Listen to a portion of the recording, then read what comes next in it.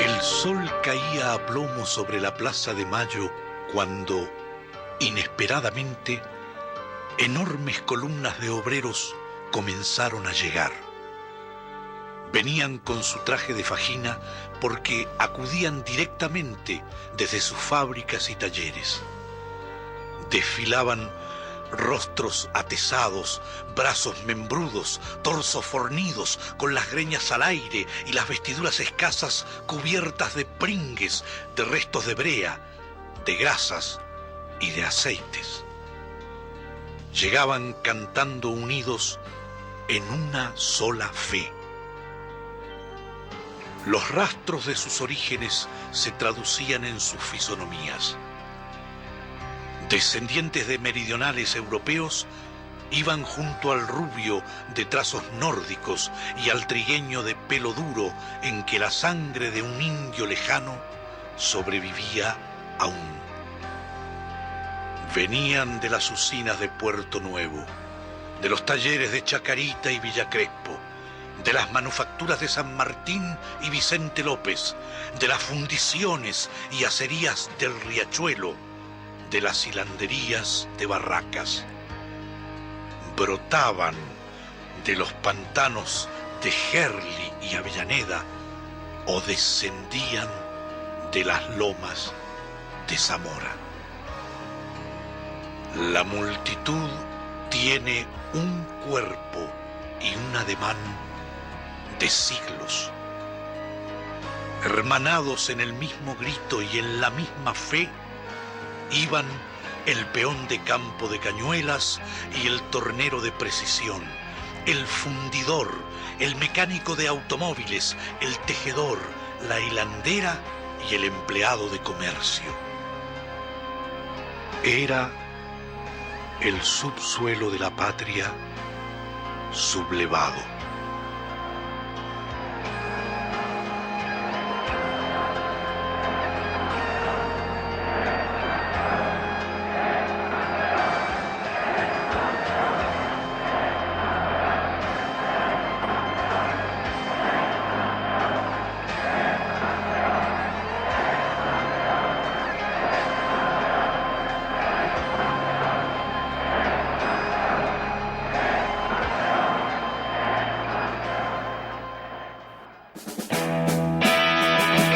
Bienvenidos al subsuelo de la patria.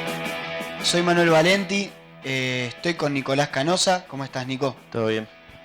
Bueno, el tema de hoy es la izquierda nacional dentro del movimiento nacional, y para hablar del tema está como invitado hoy Aritz Recalde. Él es sociólogo, es profesor universitario de la Universidad Arturo Jauretche también. ¿Cómo estás, Aritz? Bien, muy bien. Un gusto de compartir este momento con ustedes.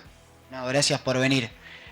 Para arrancar el debate, vamos a ir a ver el primer informe con dos grandes del Movimiento Nacional de Liberación, Hugo Chávez Frías y Cristina Fernández de Kirchner, hablando sobre el libro Nación Latinoamericana de Abelardo Ramos. Cristina, entonces, por eso decía en mis reflexiones que esa historia nos impulsa, y aquí nos trajo, pues, comenzando el siglo XXI. Mira,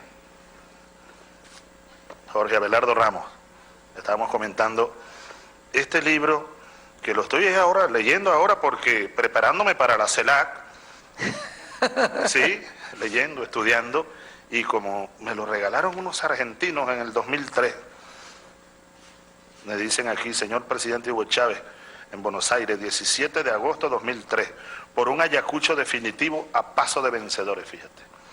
Natalia Fossati y Andrés Ruiz, orgullosos de haber bailado un tango para usted, en representación de nuestro pueblo y por la unión de la nación latinoamericana, me regalaron este libro.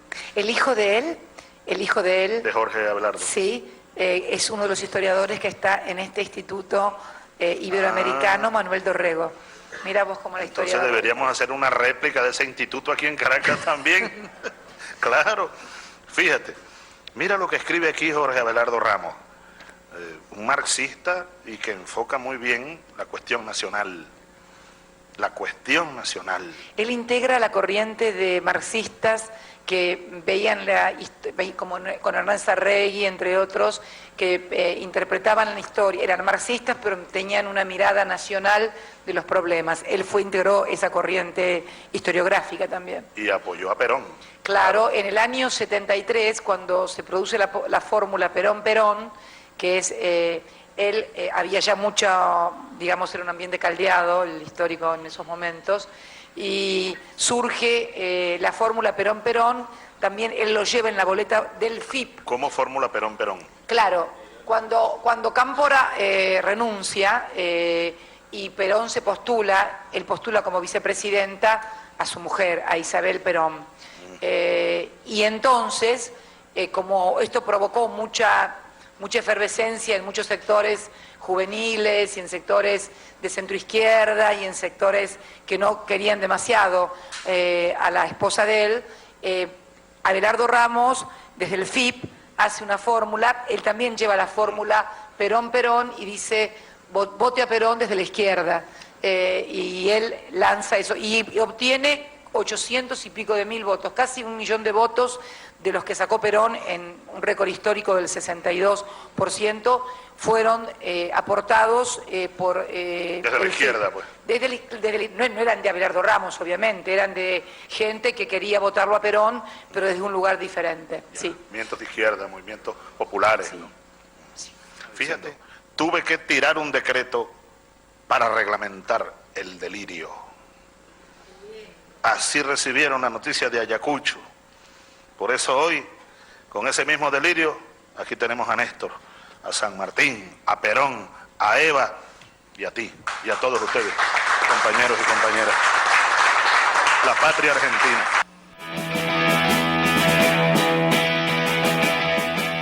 ¿Cuál crees que es el aporte de Abelardo Ramos al movimiento nacional? Bueno, de ahí el video que hablaba nuestra presidenta, como el comandante Hugo Chávez, me parece que hay 3 ideas fuertes. La idea de la izquierda, la idea de la nación y en ese marco la idea de la historia. Bien dice el comandante Hugo Chávez que Abelardo Ramos era un tipo de ideas, dicen, marxistas. El marxismo es una corriente política vinculada a un alemán, Marx, que plantea que en las contradicciones de explotación del capitalismo se iba a construir una sociedad nueva que él denominó socialismo. Y era una idea que había nacido en Europa. Lo que ocurrió en muchos casos, que intelectuales o políticos en el subsuelo americano intentaron reproducir esas ideas linealmente al campo de nuestros países, de nuestras sociedades, de nuestras culturas, de manera poco fructífera, porque de repente encontraron que esas ideas que tenía Marx, del sujeto de la revolución, el trabajador anglosajón europeo, no estaban en América. Y ahí vinieron los desencuentros, y como estas izquierdas, en nombre de los intereses supuestos de los trabajadores, acompañaban gobiernos antinacionales. Entonces aparece ahí una segunda idea que es la del nación vinculada a la izquierda. Y esto es una de las cuestiones que aporta Abelardo Ramos. Abelardo Ramos dice, para defender los intereses de la clase trabajadora, los intereses de la izquierda, los intereses del socialismo, hay que entender la particularidad, la realidad de esos trabajadores insertos en países que él denomina semicoloniales. Entonces dice, para realmente tener una izquierda fructífera, lo que hay que discutir es la nación, cuál es la particularidad de esos trabajadores y de esos países en el teatro de las naciones. Y el tercer elemento, la historia, dice Abelardo Ramos. No va a haber una izquierda nacional si no discutimos lo que es el relato, la cultura que se ha transmitido a través de la escuela, que se llama cultura oficial o historia oficial. Entonces, dice Abelardo Ramos, hay que crear una contrahistoria, una forma de entender y pensar la realidad pasada y la realidad presente a partir de una lógica nueva, que qué es lo que tiene que ir, de alguna manera, revisando la interpretación que había dejado la clase dominante o la oligarquía liberal. Él dice, principalmente la figura de Bartolomé Mitre escribe un relato donde él es juez y parte, y lo que va haciendo con el relato de la historia, que se enseña en las escuelas, que se conocen los bustos de las plazas o los nombres de las calles, hay una justificación de los hechos atroces de la oligarquía contra su pueblo y contra su país. Entonces dice Abelardo Ramos, la izquierda argentina y latinoamericana en muchos casos ha querido actuar favoreciendo a la clase trabajadora con la óptica de las clases dominantes que aprende del culto de la escuela a la historia oficial mitrista. Entonces, ¿qué es lo que plantea Abelardo Ramos? Hay que crear una izquierda nacional que revise los principios de nuestra cultura y que genere las condiciones para construir un proceso de transformación popular, nacional y de masas. Sí, Aritz, ¿por qué crees que Hugo Chávez le da tanta importancia a este libro de la historia de la nación latinoamericana en referencia al contexto histórico que estamos viviendo y cuál es el vínculo que tiene con el pensamiento bolivariano, las ideas de Abelardo Ramos? Bueno, lo que plantea Abelardo Ramos en ese libro, realmente apasionante, un libro que se ha reeditado, que está al acceso de todos y todas, es revisar la historia de nuestro país en el marco de la nación latinoamericana. Por eso el nombre no es una casualidad. No es una historia de la nación argentina, sino es una historia de la nación latinoamericana. Porque Abelardo Ramos, como Juan José Hernández Arregui, entienden que por historia Argentina es América Latina. Porque antes de ser Argentina eran las Provincias Unidas del Río de la Plata, actualmente hoy Bolivia, Uruguay y Paraguay.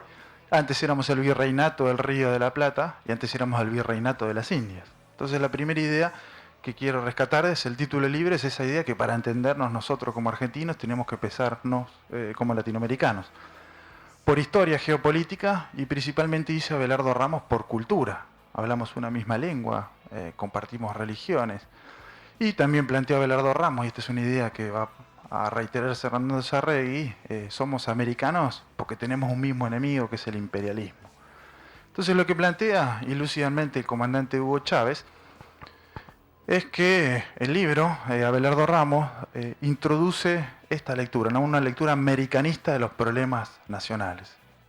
Y bien, uno puede ir encontrando esas claves en la obra de Abelardo Ramos, porque lo que uno encuentra es una crítica bastante fuerte a estas tesis de la historia oficial que les comentaba hoy de Mitre, y una de las ideas de Mitre es que la Argentina es Buenos Aires. Por eso es tan así que cuando Bolívar convoca el Congreso Anfictiónico, una mesa donde se reúnen los presidentes de América Latina, Rivadavia decide no enviar los congresales. Entonces ahí se produce un desencuentro histórico. Entonces hoy, esa unión latinoamericana, que nuevamente encuentra a los pueblos mancomunados y a sus presidentes detrás de esa causa, como fue en su momento Bolívar y San Martín, hoy tiene a Chávez, recientemente fallecido, lo mismo que a Néstor Kirchner, reunidos en la UNASUR. Entonces me parece esas claves que busca Chávez en este libro, que son las claves del reencuentro de la patria latinoamericana, hoy tiene suma vigencia. ¿Vos pensás que la CELAC, o sea, Chávez, porque esto es en el marco de la cumbre de la CELAC, digo, él de alguna manera, vos pensás que quería introducir esa idea de introducir la idea de la única forma de emancipación es como nación latinoamericana? ¿En la CELAC vos creés que la CELAC nace desde esta idea? Claro, hay retomando las ideas del siglo XIX. En su momento fue Morazán, una de las figuras emblemáticas de la unidad de Centroamérica, que de alguna manera tenía que confluir con la tradición bolivariana, la de la Gran Colombia, y que reúne hoy el territorio de Ecuador, Venezuela, Panamá. Y después había otra tradición sanmartiniana vinculado a lo que es la corriente de Chile, donde estaba O'Higgins. Y todas esas cuestiones tenían que confluir en la unidad de América Latina. Y hoy aparece esa misma certeza.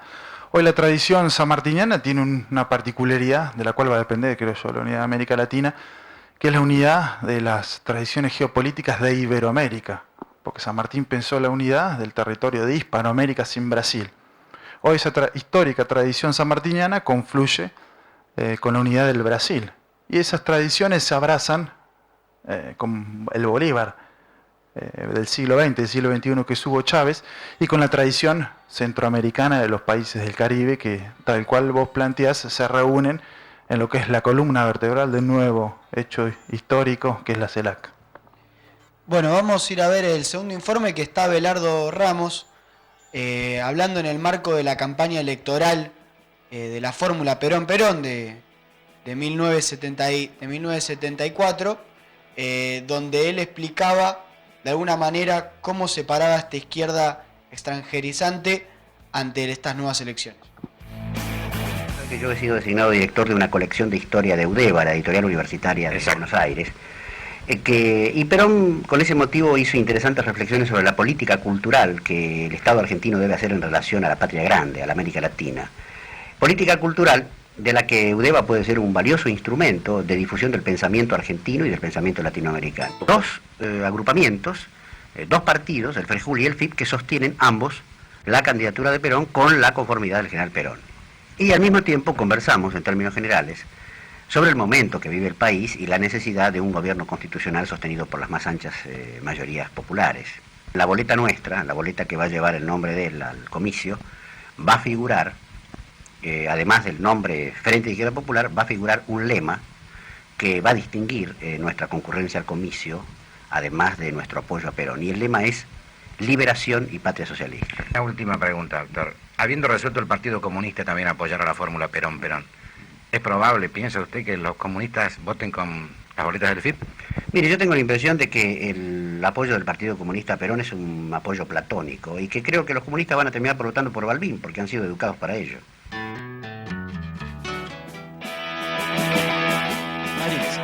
Ramos explicaba que los comunistas en ese entonces iban a apoyar a Balbín porque estaban educados para ello. ¿Por qué crees que pasa esto? ¿Tiene que ver con que recibieron una ideología importada sin abrir ese envase y adaptarlo a nuestras particularidades?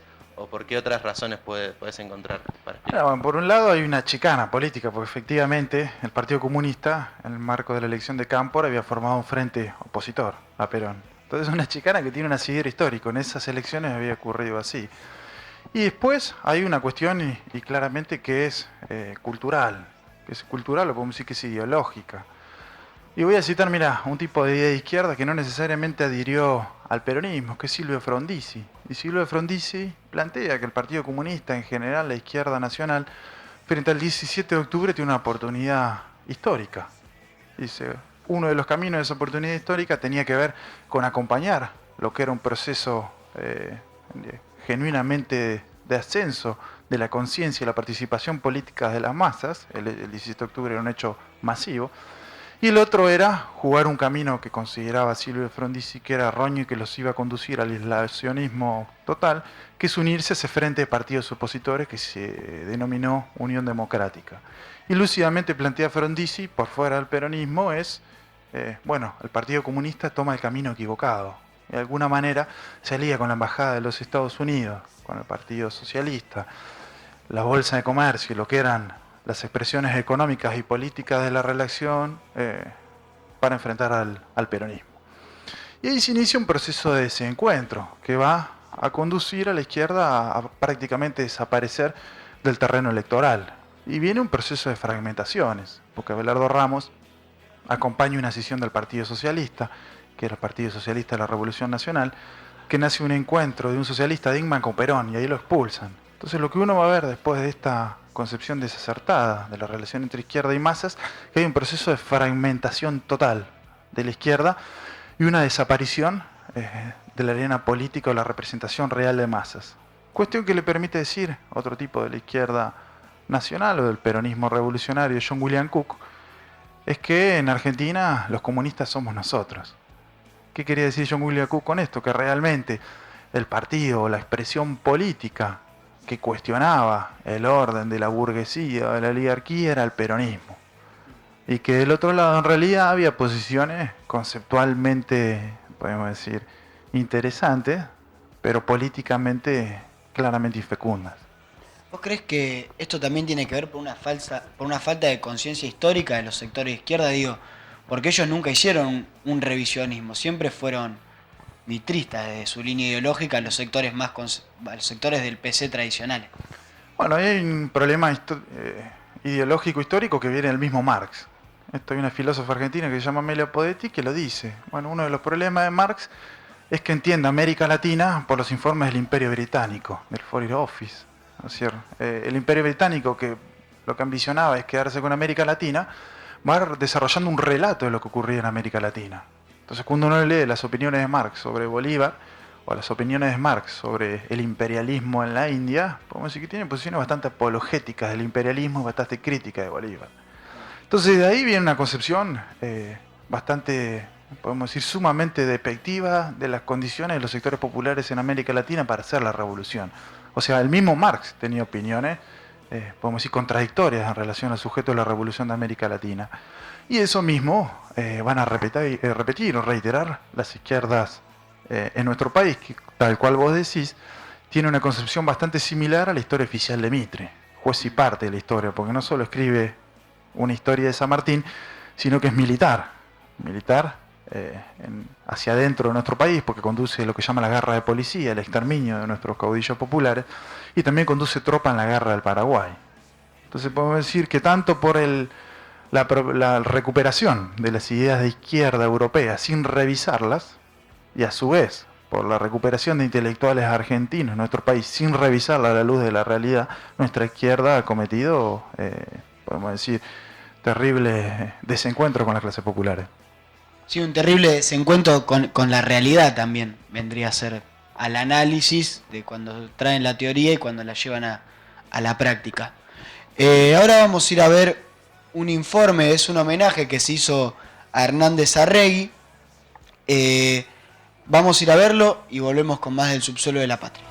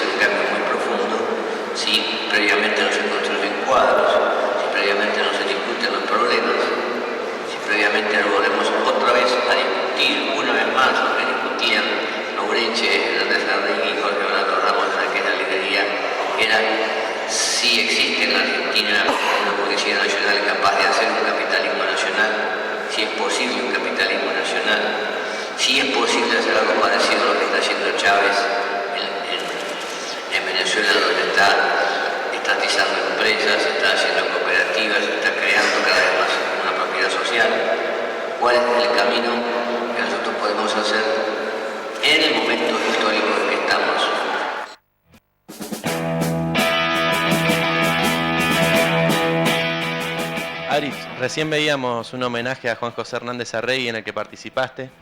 Primero, si nos puedes comentar un poco en qué consistió y cuáles son las claves para comprender el pensamiento de Arregui.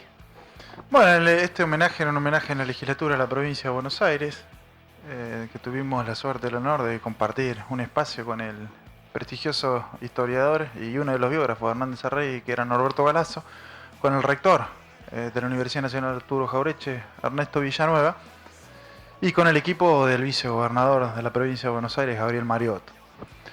Y Hernández Arregui, bueno, es un filósofo, para los que no saben a quién me estoy refiriendo, un filósofo que nace en la provincia de Buenos Aires, que desarrolla una tarea de investigación y se doctora en filosofía en la Universidad de Córdoba, y que regresa a nuestra provincia de Buenos Aires, en el marco de ascenso del peronismo.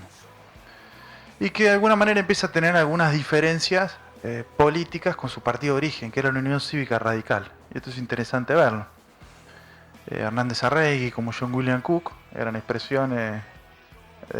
son expresiones acabadas de la izquierda nacional o el peronismo revolucionario, que vienen de otras trayectorias políticas. Y Hernández Arregui viene del radicalismo. Y lo que empieza a discutir de alguna manera es qué hacemos frente a la eclosión del peronismo. Y de la izquierda, Arregui era un tipo que públicamente adscribía a ideas de izquierda. Él dice: soy peronista porque soy marxista. Él consideraba que era la misma cosa, que la única forma de ser leal a las ideas de este alemán que quería construir el socialismo a partir de la organización de la clase obrera era a partir de la identificación con el peronismo. Y Hernández Arregui plantea que el peronismo expresaba una etapa del desarrollo de la formación de la Revolución Nacional. Y en eso que plantean esa frase con la cual empieza el video, discute si somos una nación o una factoría. Entonces Hernández Arregui dice que para ser una nación se afirma por su independencia económica, que bien figura en el preámbulo de la Revolución Justicialista, que es la Constitución del 49. En su preámbulo, que es la introducción a la Constitución, dice: el objetivo de este país es la independencia económica. Entonces Arregui dice: tenemos que desarrollar en esta etapa de ascenso peronista la Revolución Nacional en su primera afirmación única e irreemplazable, y yo creo que sigue teniendo una vigencia total, que es la industrialización. Hernández Arregui dice: ser nacionalista en el tercer mundo, o en los países en su momento era el tercero, porque había uno primero que era Estados Unidos, uno segundo que era la Unión Soviética, un bloque de países, y el tercero era todos los países que planteaban una idea de desarrollo nacional por fuera de las potencias. Entonces dice Hernández Arregui: afirmar esa idea independentista se da solo si industrializamos el país. Y Hernández Arregui era un tipo con formación de izquierda que había leído a Lenin, uno de los intelectuales y políticos de la Revolución Rusa. Y si uno analiza la Revolución Rusa, la primera etapa está abocada al desarrollo de su industria a partir de los planes quinquenales. Entonces Hernández Arregui, ¿qué es lo que empieza a ver? Hoy, dice, medio del siglo XX, los países son países, sin una factoría y una colonia, si desarrollan la industria nacional. Por eso dice, la Revolución Justicialista, a partir de los planes quinquenales, está firmando la nacionalidad. Y esa afirmación nacional, por intermedio de la industria, es el primer paso para avanzar al proceso de transferencia, dice, en el marco de esa revolución nacional, de poder de los sectores burgueses o empresarios hacia el seno del pueblo, de la clase trabajadora. Y Hernández Arregui, ¿qué dice? Esa independencia nacional es el único camino hacia la justicia social.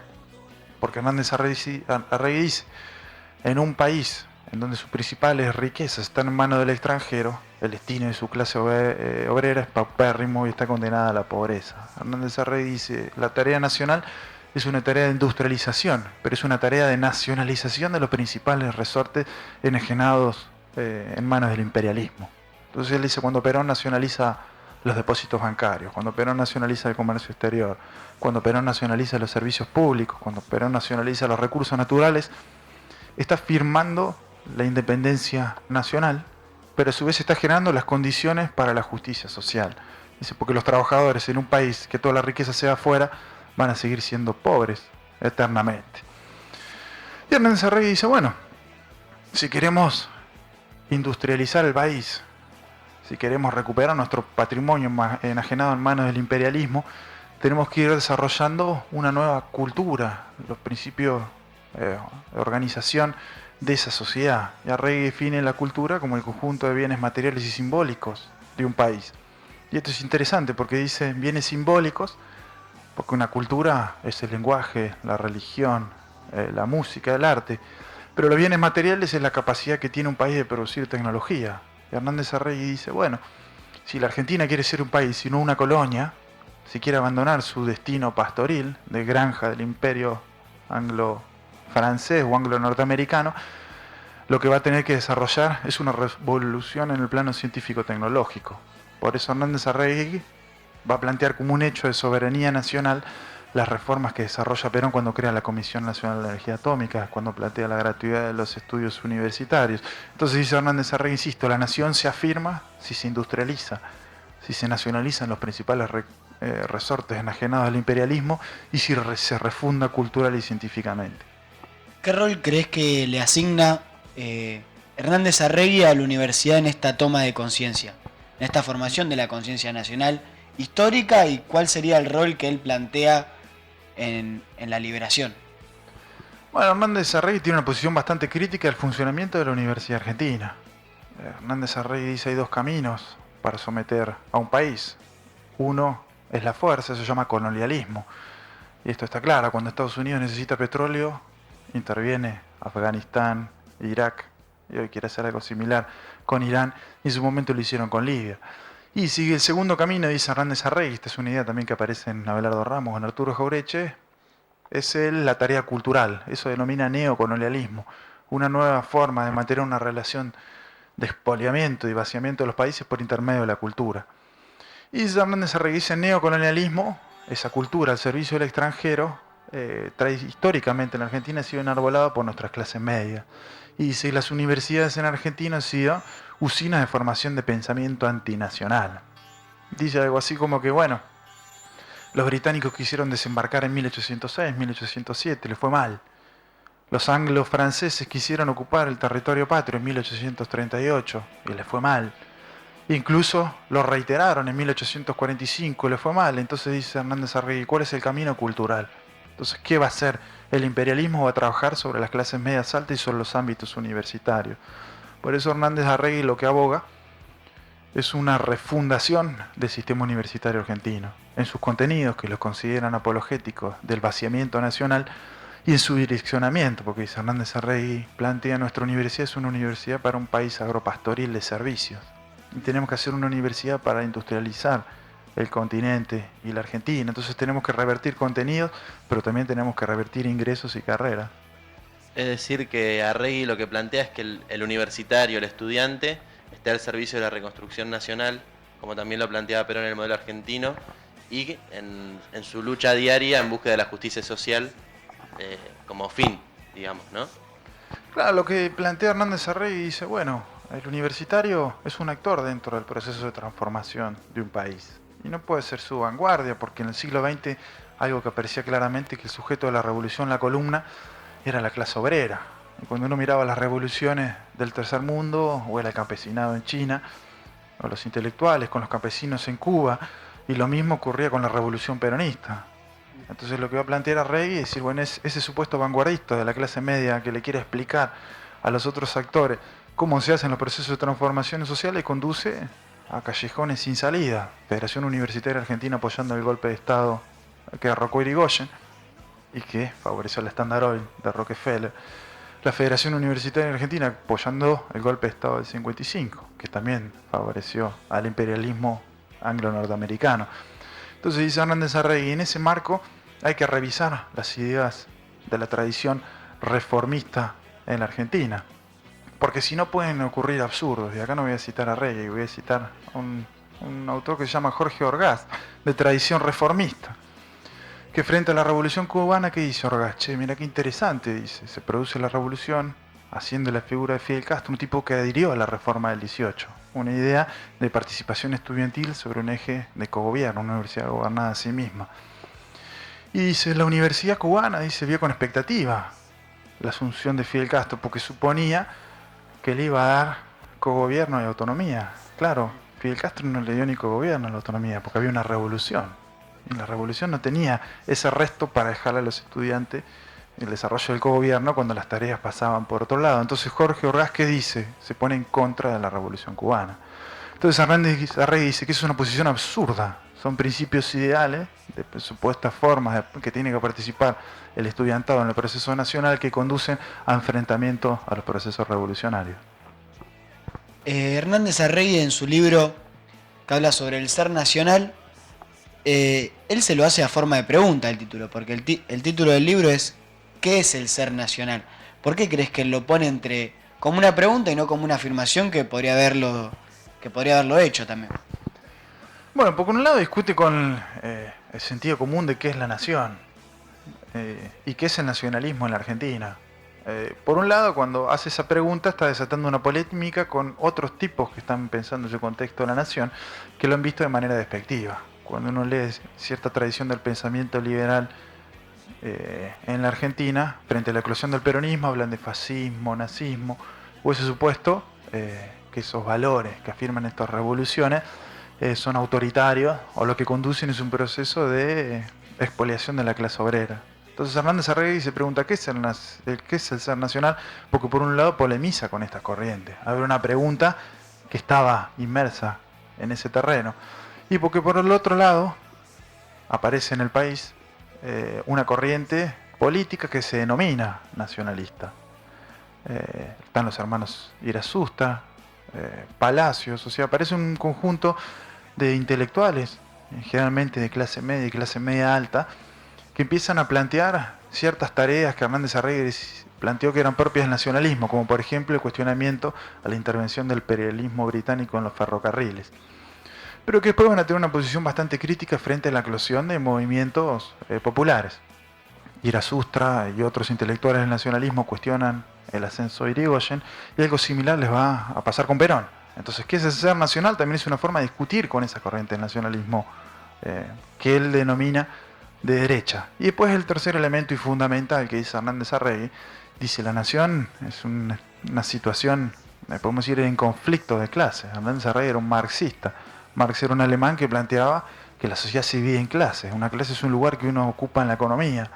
Y dice Hernández Arregui, objetivamente en la economía los trabajadores van a tener muchos puntos de desencuentro con los empresarios. Y si naturalmente los empresarios nacionales pueden tener muchos puntos de desencuentro con los empresarios extranjeros. Entonces dice, ¿qué es la nación? La pregunta por la nación es una pregunta sobre un conflicto. Dice que se traslada hacia el seno de la Revolución Nacional encolumnada por el peronismo. Por eso esa pregunta tiene que ver con el conflicto que encarnaba la discusión sobre qué es la nación hacia el seno de la revolución. Sí, en Nacionalismo y Liberación, también una obra de Arregui, plantea que hay diferentes tipos de nacionalismo, y él se adjudica en el nacionalismo revolucionario. ¿Qué características tiene? Claro, él decía que era nacionalista y marxista a la vez, o sea, es lo que se denomina un nacionalismo de izquierda. Dice Arregui, una nación, si un país afirma, porque controla de manera soberana sus principales resortes. Uno mira a Brasil y uno ve su nivel de desarrollo industrial, su continuidad en el plano de las relaciones exteriores, pero en el terreno social hasta la asunción de Lula era terriblemente desigual. Entonces Hernández Arregui, que puede decir, innegablemente Brasil tiene rasgos nacionalistas, en la medida que es un país que, el único, podemos decir, en América, que sale de su independencia mucho más grande que como entró. Es un país que se afirma industrialmente, es un país que tiene una posición, podemos decir, protagonista en el terreno de la división geopolítica mundial, está discutiendo ingresar al Consejo de la Seguridad de las Naciones Unidas de manera permanente. Pero en el terreno social, insisto, hasta la asunción de Lula, era muy desigual Brasil. Entonces Arregui, ¿qué puede decir? Bueno, eso es un país con rasgos nacionalistas, pero más bien conservadores o de derecha, porque lo que es la riqueza de ese país es apropiada por una clase concentrada, burguesa o oligárquica. Y Hernández Arregui dice, nosotros somos nacionalistas de izquierda y consideramos que esa revolución tiene que ser conducida y tiene que beneficiar principalmente al pueblo o a la clase trabajadora. Vos recién hablabas de las ideas de Arregui, que de la toma de conciencia nacional se da en un proceso de revolución tecnológica, industrial y cultural también. Y Cristina estuvo hablando de eso en el Instituto Balseiro en Bariloche hace pocos días. Vamos a ir a ver el informe sobre ella y volvemos con más del subsuelo de la patria. Si se me permite, y además cuidándolo, porque lo hacemos con mucho cuidado, me atrevo a decir que pocos gobiernos han cuidado el patrimonio histórico y cultural de los argentinos como este gobierno.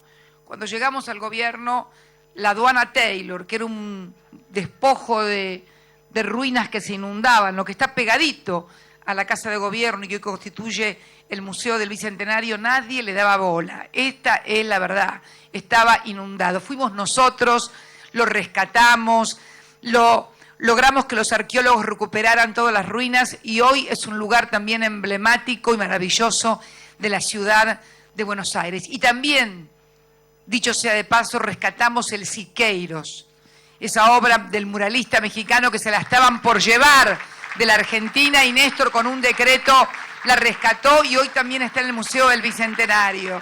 Y estamos rescatando el viejo edificio del Correo y tantísimas obras que hacen a a nuestra historia, a nuestra tradición.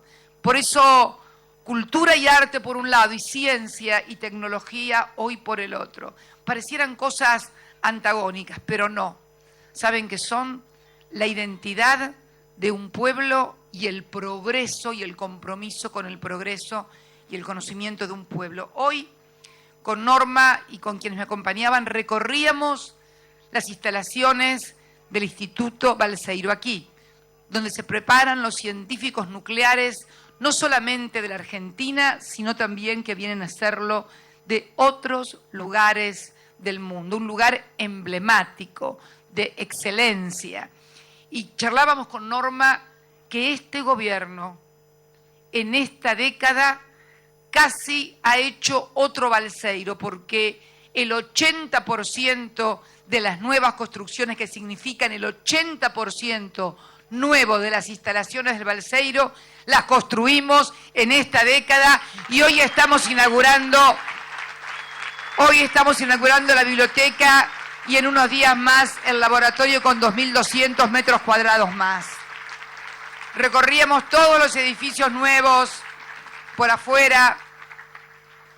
Muchos argentinos tal vez no sepan que este lugar de excelencia, donde vienen los egresados y donde además una vez que se ingresa aquí, se hace a través de un examen muy minucioso, muy de excelencia, y reciben una beca para dedicarse exclusivamente al estudio y a la preparación. Hoy estuvimos en el reactor nuclear, también me comentaban los responsables del instituto los trabajos que estamos haciendo en materia de medicina nuclear.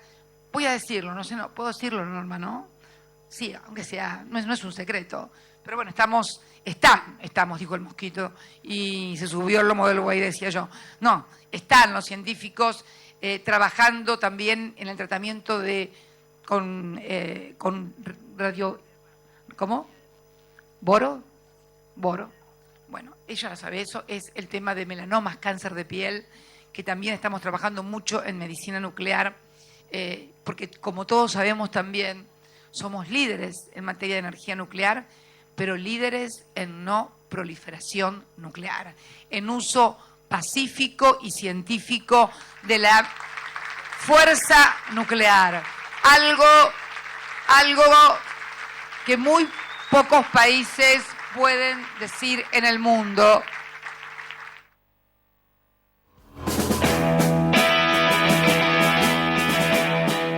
Aritz, ¿cómo relacionás el informe que acabamos de ver con lo que hablábamos en el bloque anterior sobre las definiciones de Hernández de Rey?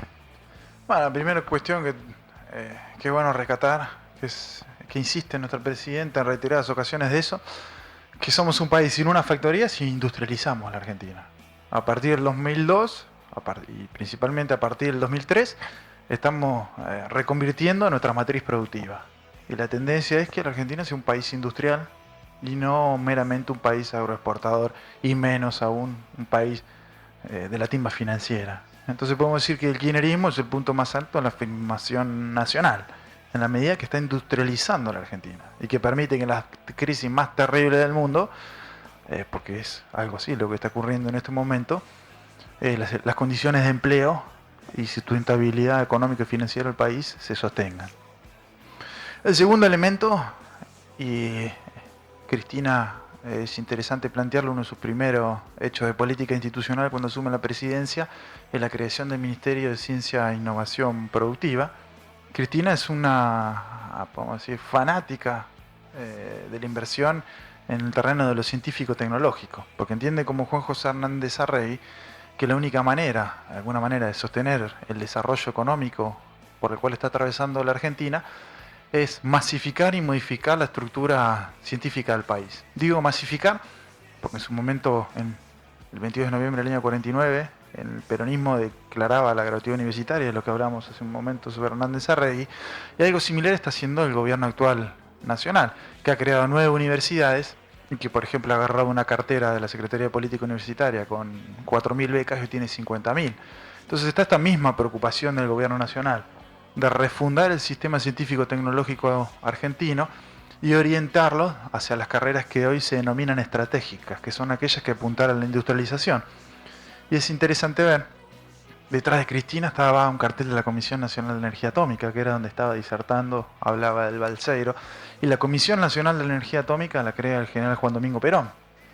El general Juan Domingo Perón lo que plantea, estamos hablando de la década del 50, es el desarrollo de una energía nueva, que tenía potencialidades y que las tiene, y eso por lo menos está indicando la matriz energética de gran parte de los países de Europa, potencialidades innegables para ir modificando la matriz de producción de energía en estos países.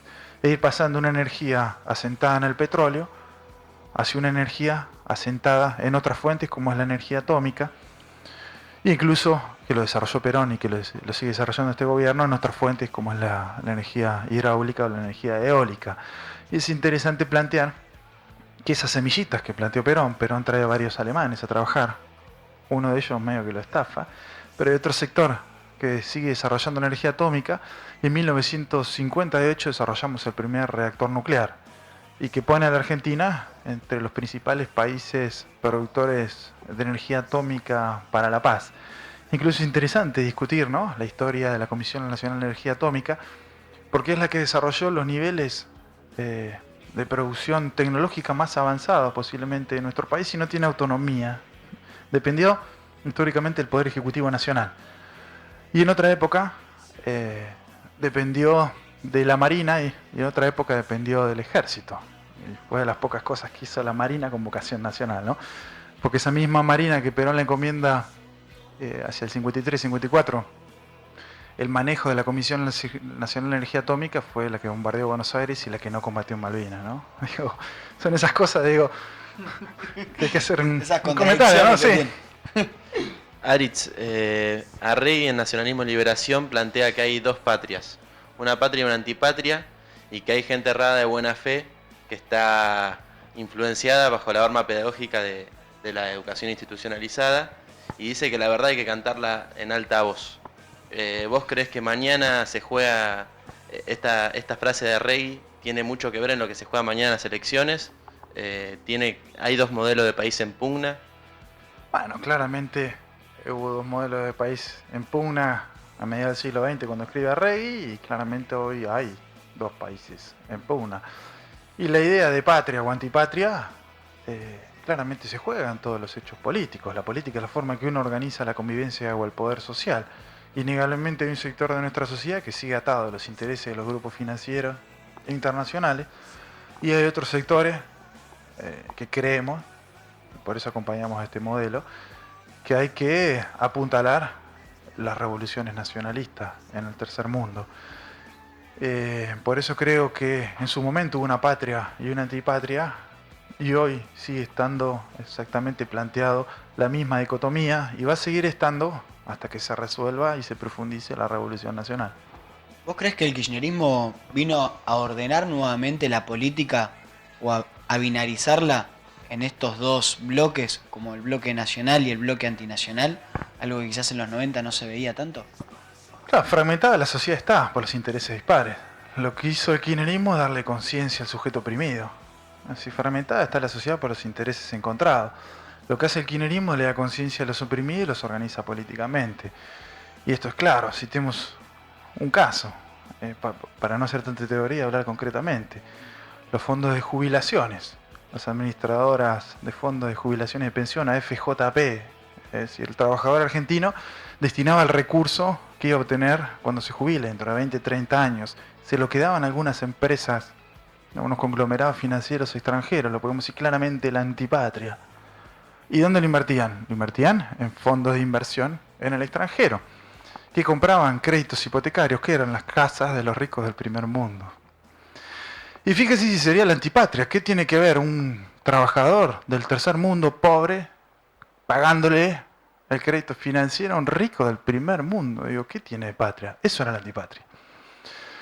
Y eso se recupera en un hecho, creo yo, revolucionario. Revolucionario. Pasan al Estado los fondos de jubilaciones. ¿Y para qué sirven? Más de 2 millones de jubilados. Fíjense lo que es la dicotomía entre la patria y la antipatria, para que se entienda que se está jugando en estas elecciones de mañana. Bueno, hay un gobierno que recupera ese fondo. Entonces lo que eran casas de ricos en el primer mundo, especulación financiera o miles de millones de pesos de costos, hoy son 2 millones, más de 2 millones de jubilados que tienen 2 aumentos anuales. Son 3,5 millones de subsidios para nuestros pibes del conurbano. El plan social más importante en su relación al Producto Bruto Interno de América Latina. Y yo les digo a los que les gusta la historia, busquen en las revoluciones de América Latina si encuentran algo así. En la revolución nicaragüense, en la revolución cubana. Un hecho de esa radicalidad. Quitarle a los bancos y darle a los indigentes. Y esos fondos de jubilaciones subsidian la tasa del empresariado argentino en los fondos del Bicentenario. Y eso es lo que se juega en las elecciones, la patria o la antipatria, el trabajo de los argentinos para construir la Argentina o el trabajo de los argentinos para engordar los intereses de afuera. Vos como profesor universitario del conurbano, ¿crees que hay un cambio de paradigma también en la cuestión de educación? Esto que hablábamos antes de la izquierda nacional, planteando el rol de la universidad. ¿Crees que la Universidad del Conurbano viene a cumplir ese rol estratégico? Bueno, por un lado hay un cambio de paradigma porque uno lo que tiene que pensar es un poco revolver el sentido común, esas imágenes que uno tiene en la historia reciente, y hacia el fines del gobierno de la Rúa le recortaban a los docentes universitarios el sueldo, el 13%, y mandaban a los científicos al extranjero. Ahora han vuelto alrededor de 900, entre 900 y 1000 científicos. Y se dio un hecho inédito en la historia nacional por su envergadura, que es la multiplicación de la inversión en las universidades. Este es un gobierno que agarró la cartera universitaria con un presupuesto anual alrededor de 2.500 millones de pesos, hoy lo ascendió a 22.000 millones de pesos. Entonces hay un cambio de paradigma por un lado en lo que es la inversión, es histórico. Digo, pocas veces en la historia argentina he encontrado un gobierno con este nivel de compromiso en el aspecto financiero, que se ve en los sueldos de los trabajadores, administrativos, en los sueldos de los docentes, pero también en el desarrollo de la infraestructura. Por otro lado, el proyecto nacional le da perspectiva a la clase media, porque la clase media en los 90 se iba, y ahora vuelven a nuestro país. Vuelven algunos escapando de las crisis, pero otros vuelven, y claramente todos vuelven en realidad por esto porque tienen trabajo en nuestro país. Entonces, ¿qué le devuelve este gobierno a la clase media y a la universidad? La posibilidad de ser alguien y no terminar la carrera y tener que irse al extranjero. Y en ese marco se inscribe las universidades del conurbano, que lo que vienen a hacer, a darle consistencia y realidad a una noción que había planteado Perón cuando declaró la gratuidad de los estudios universitarios en el año 49, es que la universidad tiene que ser un instrumento de ascenso social. ¿Qué no es eso? La universidad chilena, donde para estudiar en la universidad chilena tenés que tener mucho dinero. Entonces, ¿qué es lo que ocurre? Entra un sector social a la universidad, ¿cuál? La clase alta, lo que Perón denominó la oligarquía. Entonces yo creo que las universidades del conurbano son la forma real, concreta y concisa, un medio realmente transformador, y te diría en algunos aspectos hasta revolucionario, que le da al sector más humilde de la sociedad un derecho cual le estaba negado, que es acceder a la educación superior. Y esto hay que ubicarlo bien, porque nosotros discutimos el comportamiento de la justicia, y para ser juez tenés que ser abogado, y para ser abogado tenés que ir a la universidad. Por eso lo que está ocurriendo con estas universidades, que cambian el perfil del ingresante, es una forma de ir discutiendo otros ámbitos del poder social. Hablando de la Universidad Arturo Jaureche, que es una de las nuevas universidades que se abrió, ¿qué datos nos puedes contar de esto, de lo revolucionario que vos encontrás en estas nuevas universidades? Bueno, una cuestión de matrícula. En 2 años esa universidad inscribió más de 8.000 alumnos. Es muchísimo. 8.000 varelenses, o varelenses, o gente de Berazategui, Los alrededores, que de son los por lo alrededores, que no iba ni a la Universidad de La Plata, que la tiene cerca, ni a la Universidad de Buenos Aires. No iba por problemas económicos, lo que implica el transporte, problemas logísticos. Es difícil tener que ir viajando, y también problemas culturales. Las universidades tradicionales son bastante reacias. Entonces lo primero que uno ve, que en un enclave tan humilde como es la comunidad de Florencio Varela, aparece un ámbito de producción científica de excelencia, y que de alguna manera genera, entre otras cuestiones, empleo, porque hay que decirlo, es una fuente de empleo del Estado Nacional en los municipios, es una de las principales fuentes de inversión del Estado Nacional en la provincia de Buenos Aires, son las universidades que generan empleo, y lo que genera es condiciones para el desarrollo, porque una universidad piensa, genera investigación, genera actividades, lo que llama transferencia, articulación entre el sistema productivo y la universidad. Entonces yo soy un convencido que si el proyecto nacional se sostiene, porque si no, no hay universidad que sirva, y si el proyecto nacional se mantiene con una universidad y con esos pibes que están entrando a Varela, estoy convencido que se va a producir un cambio, una transformación radical, y que Varela va a ser otro antes y después de esta universidad.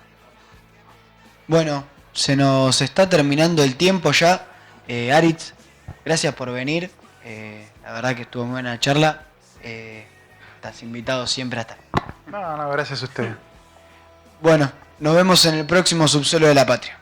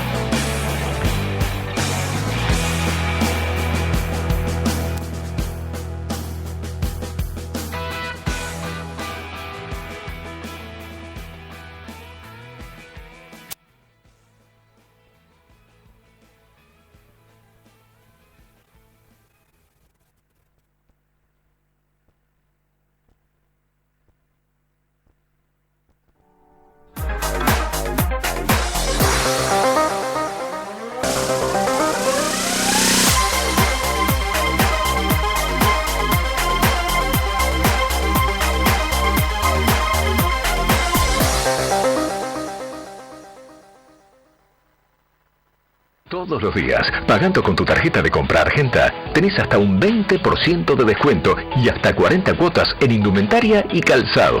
Infórmate en www.anses.gov.ar. Es tuya, es Argenta. Una democracia fuerte e inclusiva la construimos voto a voto y paso a paso. Empezamos con las PASO en agosto y seguimos en octubre con las elecciones legislativas.